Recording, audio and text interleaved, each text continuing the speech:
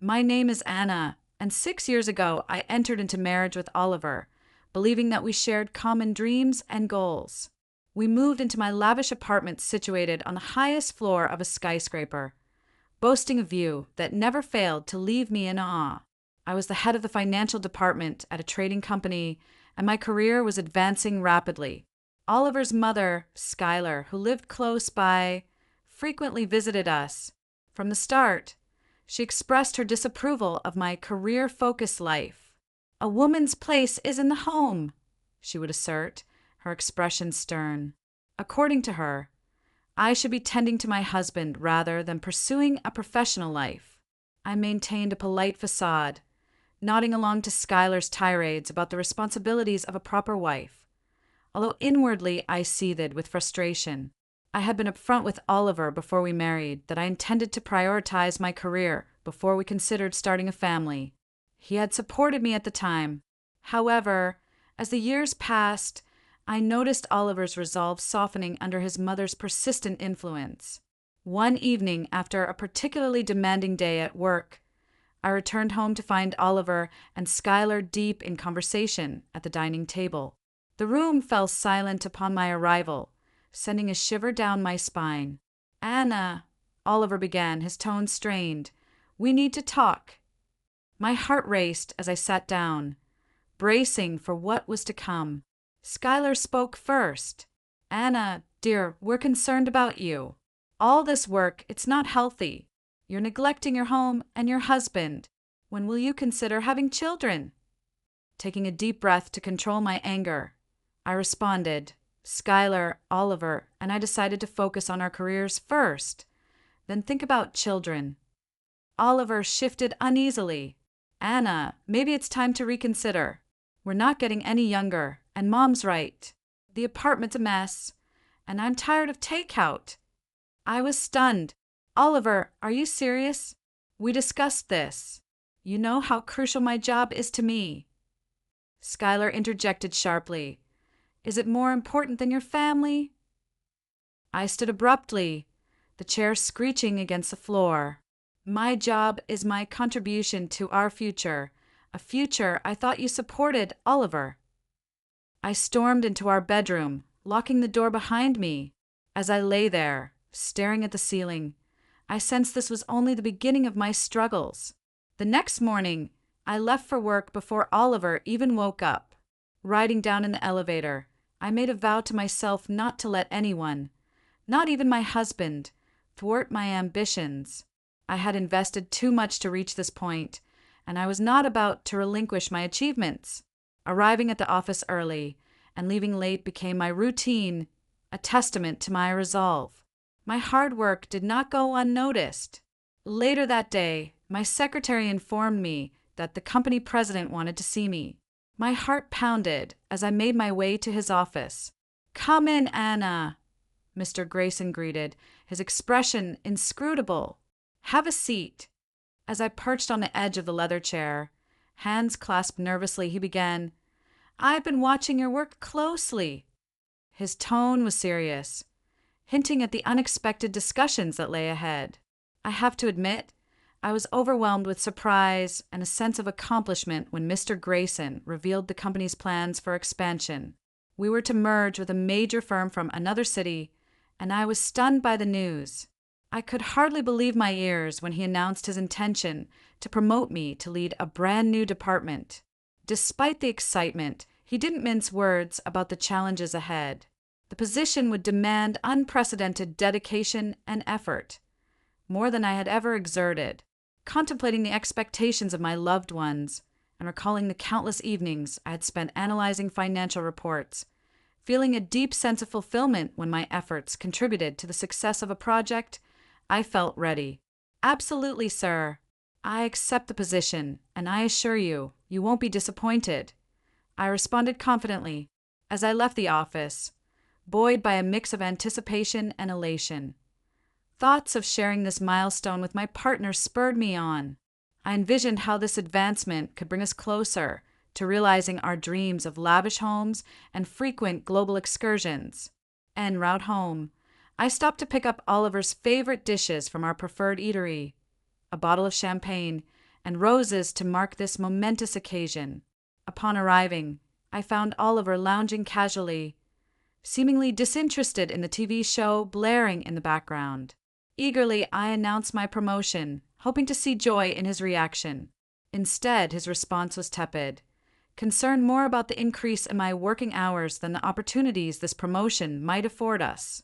Yes, it does mean more work, but think of the benefits. We could afford our dream house and travel as we've always wanted, I explained, trying to keep the mood light and hopeful. Oliver's reaction was a mix of frustration and sadness. He lamented the lack of time we spent together, questioning the future of our relationship if my career continued to dominate. His words stung, dampening the celebratory spirit I had carried home. In a mix of hurt and confusion, I pointed out the dinner I brought, hoping to salvage the evening as a celebration. Yet the night ended with Oliver retreating to his office, leaving me alone amidst the remnants of what was supposed to be a joyous occasion. As I sat in the quiet of our living room, the weight of my choices pressed heavily upon me, making me question the true cost of my professional success. Determined to find a balance, I resolved to hire a housekeeper to manage household chores and prepare meals, hoping this might address some of Oliver's concerns about our home life. Satisfied with this decision, I felt a temporary relief, yet the deeper issues between us remained unaddressed, hinting at more significant decisions and changes that lay ahead. 3 weeks after deciding to hire help, I returned home to a remarkably clean apartment and the comforting smell of a home-cooked meal wafting through the air. I was filled with a quiet satisfaction, anticipating Oliver's delight at the change. As soon as he entered and noticed the transformed space, I eagerly explained, "I hired a housekeeper. She takes care of cleaning and cooking," hoping it would ease things for us both. However, instead of the appreciation I expected, I saw his expression darken. "This is your solution? To hire someone else to fill in for you?" Oliver challenged, his words cutting through my excitement. "That's not fair, Oliver," I protested, feeling a mix of frustration and hurt. "I'm trying to find a balance here." "Balance," he scoffed. "Is this what you call balance? Finding a replacement for yourself at home? What's next, Anna?" I was stung by his harsh words, feeling as if he had indeed slapped me. "How dare you?" I hissed, my voice sharp with indignation. "I'm doing everything I can to improve our life together, and this is your response." Without another word, Oliver stormed out the door, slamming it shut behind him. I was left standing in our pristine kitchen, surrounded by the silent echoes of our confrontation and a dinner growing cold. In the following days, our communication dwindled to nearly nothing. I immersed myself in the demands of the upcoming corporate merger, finding solace in the familiarity of financial reports over the turmoil at home. Then, on a Saturday, I managed to keep free from work and attempted a new approach. I spent the morning preparing Oliver's favorite dishes, set our table with the finest china, and dressed in the gown he had gifted me on our last anniversary. When Oliver arrived, I greeted him with a hopeful smile, suggesting a quiet dinner for just the two of us. He paused, studying me for a moment, and then nodded. My heart fluttered with tentative hope. Perhaps this could be a new beginning. But just as we were about to start the meal, the doorbell rang. Puzzled, I answered it to find Skylar, a family friend, standing there. "I was in the neighborhood and thought I'd drop by," she said breezily, brushing past me into the apartment. As Skylar made herself at home, monopolizing the conversation with pointed remarks about my domestic efforts and supposed lack of maternal instincts, my planned intimate dinner quickly devolved into an awkward family gathering.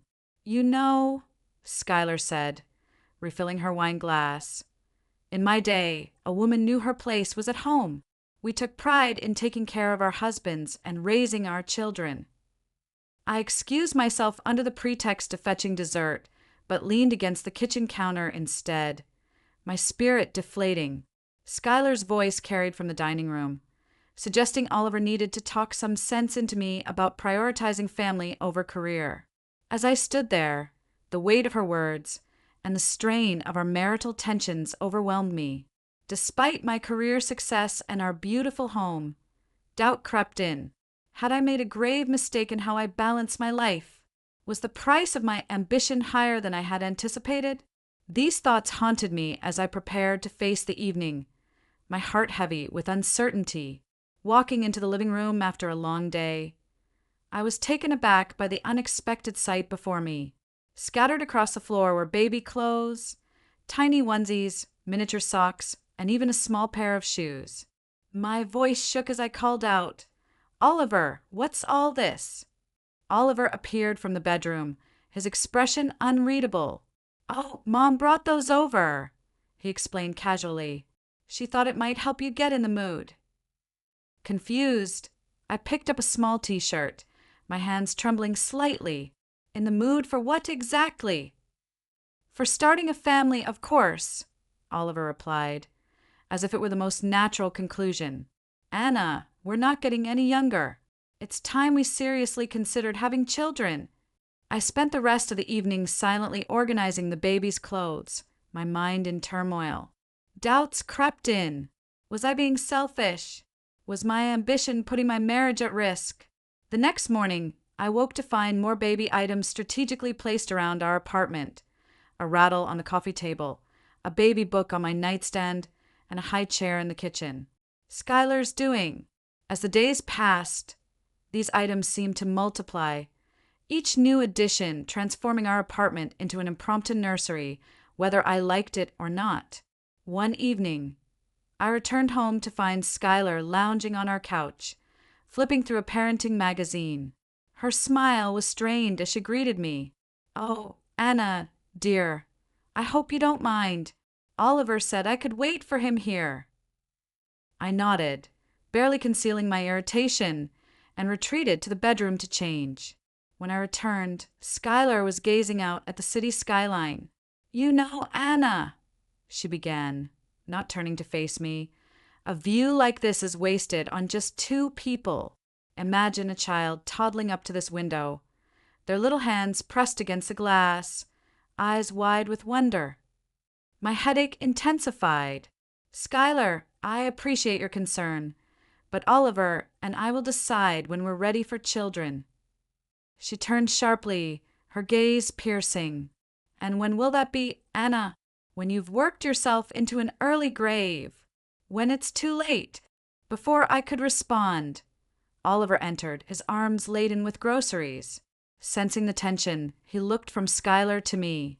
"Everything okay here?" he asked cautiously. Skylar's demeanor softened instantly. "Oh, everything's fine, darling. I was just having a little chat with Anna about family planning." Oliver's face brightened. "Really? That's great. I knew you'd come around, Anna." Feeling cornered and outnumbered, I grabbed my coat. "I need some air," I mumbled, rushing out of the apartment. A few weeks later, my return from work was met with another shocking scene. Skylar, in fluffy pink pajamas, was wandering our living room. "What's going on here?" I demanded, my voice rising. Oliver emerged from the kitchen, his stance defiant. "I've decided that Mom is going to live with us. You're always at work, always away. I'm tired of being alone." I was stunned. "You decided without even discussing it with me?" "When are you ever here to discuss anything?" Oliver retorted. I turned to Skylar, who was watching the exchange with a satisfied smirk. "You can't stay here. This is my home." Oliver's expression darkened. "If you're not happy with this arrangement, you can get out." I felt as if I had been slapped. His words echoed in my head, a painful reminder of how far apart we had drifted. I owned the apartment long before Oliver, and I exchanged vows. It was my property, registered in my name. "You can't just kick me out of my own home," I asserted firmly. As Skylar stood, her face contorted with fury, she took a menacing step toward me, but I raised my hand, halting her advance. "Don't come any closer, Skylar. If you touch me, I will call the police." Her demeanor shifted abruptly. She collapsed back onto the sofa, clutching her chest in an exaggerated display of distress. "Oh, Oliver," she wailed theatrically. "Did you hear that? She threatened to call the police on me. Your wife threatening your mother. Oh, how she's changed. That terrible job of hers has turned her into a monster." Oliver rushed to comfort his mother, shooting a scathing glance my way. "How could you, Anna? Your mother-in-law." Unable to bear another moment, I retreated to the guest bedroom, locking the door behind me. The night was restless, my thoughts spiraling at the absurdity I was living through. The sharp ring of my phone cut through the morning silence. It was Mr. Grayson, my boss. "Anna, I need you on a plane today," he said, getting straight to the point. "We're ready to move forward with the merger. I need you in Milwaukee."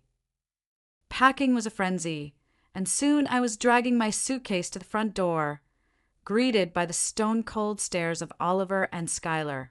"I have to go on a business trip," I announced, my voice detached. "It's for the merger. I'll be back soon." Oliver's response was cold and dismissive. "Don't bother coming back at all." The flight to Milwaukee passed in a daze, and I immersed myself in work, grateful for the respite from personal turmoil. The merger required all my concentration. Yet, in the quiet moments alone in my hotel room, the weight of my crumbling personal life bore down heavily on me. After a grueling week, I returned, emotionally and physically exhausted, longing for the comfort of my bed and a break from the world. But as I tried my key in the lock, it wouldn't turn. Confusion gave way to a sinking realization. I knocked, my heart pounding with trepidation. The door swung open, revealing Oliver and Skylar in casual attire, their faces a blend of smugness and scorn. "Why doesn't my key work?" I asked, my voice strained. Oliver's laugh was harsh and joyless.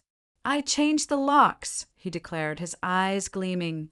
"You can come in if you're ready to choose your family over your precious career." Stunned, I stared at him, really seeing the man he had become. A bitter, manipulative stranger. From his pocket, he produced a stack of papers and thrust them at me with dramatic flair. "Divorce papers," he announced. "It's time to choose, Anna. Your career or your home. What's it going to be?" Skylar's shrill voice interrupted my shock. "Well, we're waiting. Make your choice."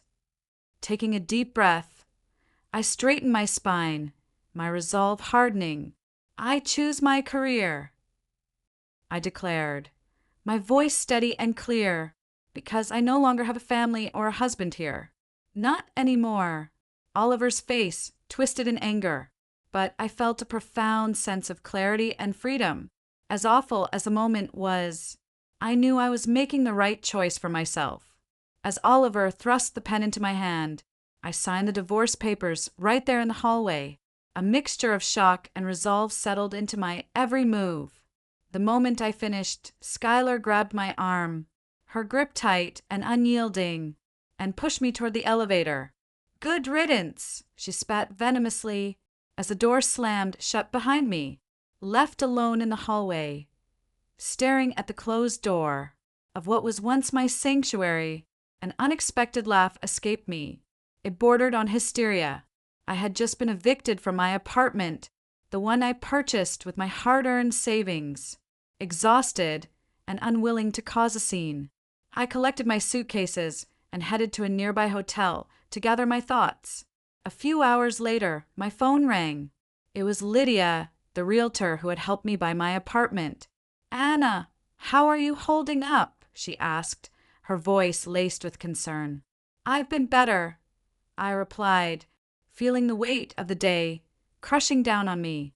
"Why do you ask?" Lydia hesitated before continuing. "I've seen Oliver's posts on social media. He's saying some pretty nasty things about you." A knot formed in my stomach. "What kind of things?" I asked. "He's calling you a soulless careerist who destroyed your family for your job. He claims he sacrificed everything for your relationship. and you just used him and tossed him aside. He's even talking about suing you for alimony. People are really sympathizing with him, Anna. Anger surged through me. That's not what happened at all. I didn't think so, Lydia said. Want to tell me your side? After I shared the events of the past week, Lydia was silent for a moment. Then, with a soft sigh, she said, Oh, Anna, I'm so sorry you're going through this. Listen, I'm going to set the record straight with our friends and colleagues. People need to know the truth. I thanked her, feeling a lump form in my throat. Her support meant everything at that moment. As I hung up, my emotions were a whirlwind of anger, gratitude, and determination. Oliver might have taken my home for now, but I resolved not to let him tarnish my reputation or my dignity. Just then, my phone vibrated with an incoming call from Mr. Grayson, my boss. His voice was serious, a tone I seldom heard from him. Anna, we need to talk. Talk? I've heard some concerning things on social media. Bracing myself for the worst, I responded, Sir, I can explain. No need to explain just yet, he interrupted. I want to hear your side of the story. Relief washed over me as I recounted everything. Skylar moving in, being locked out, and Oliver's smear campaign on social media. After I finished, there was a pause before Mr. Grayson finally spoke. Anna, do you think I believe that nonsense your exes spouted? He chuckled. I know you. I've seen your dedication and your work ethic. Don't let this affect your confidence. You have every right to defend yourself, and I want you to know that the company stands behind you. Tears of relief pricked my eyes. Thank you, sir. You don't know how much this means to me.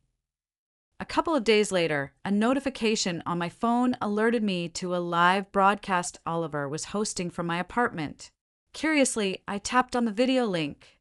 There was Oliver all smiles, announcing a major renovation, led by the crew from Extreme Makeover, Home Edition, scheduled to start in 3 weeks.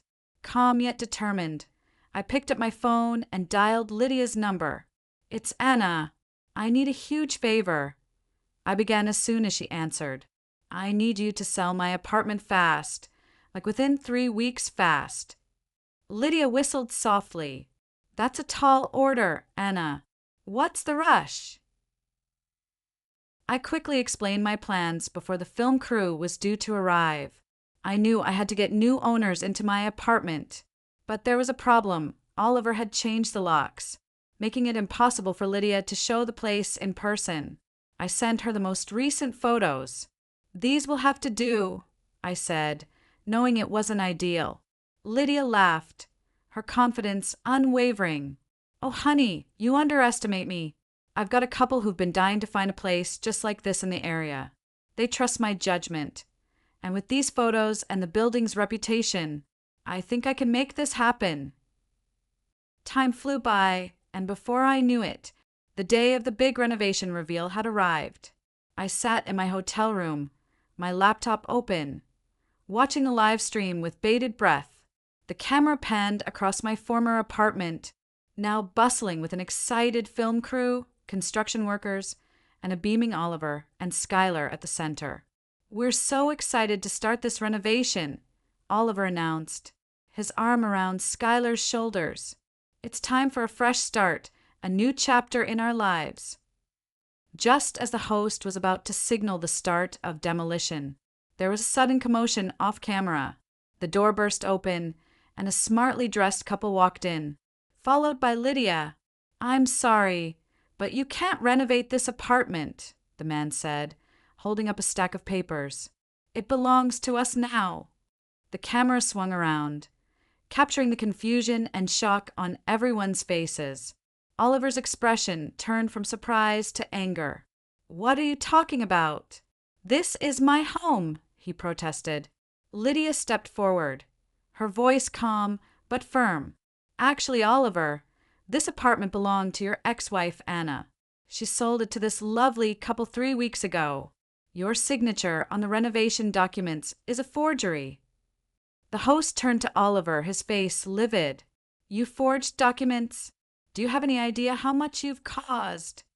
As he continued to berate Oliver and Schuyler, their faces turned a deep shade of red. The scandal unfolded live for millions to see. Oliver's facade crumbled as his lies were exposed. I couldn't help but laugh, feeling a mix of vindication and relief. It was over. I had won. With the proceeds from the sale of the apartment, I made a bold move and bought a charming little house in the city, where our company had just completed its merger. It felt poetic. A new home in a city where my career was flourishing. Mr. Grayson appointed me as the head of our newly acquired company, a challenge I was ready to embrace. Weeks later, I found myself face to face with Oliver again, this time in a courtroom. He audaciously demanded half of the proceeds from the apartment sale, plus alimony. I watched with satisfaction as the judge denied his claims, citing his attempt to unlawfully seize my property and the forged documents. As we left the courthouse, Oliver approached me, desperation replacing his earlier bravado. Anna, please, he begged. I'm sorry for everything. Can't we start over? Give our marriage another chance. I looked at him, really looked, and felt nothing. No anger, no sadness. Just a profound sense of freedom. I laughed, not unkindly but with finality. No, Oliver, we can't start over. But I can start anew. And with that, I walked away, lighter than I had felt in years. My career was soaring. I was leading a successful merger, respected by peers and superiors alike. I had a beautiful new home, one that was truly mine, symbolizing a fresh start and new beginnings.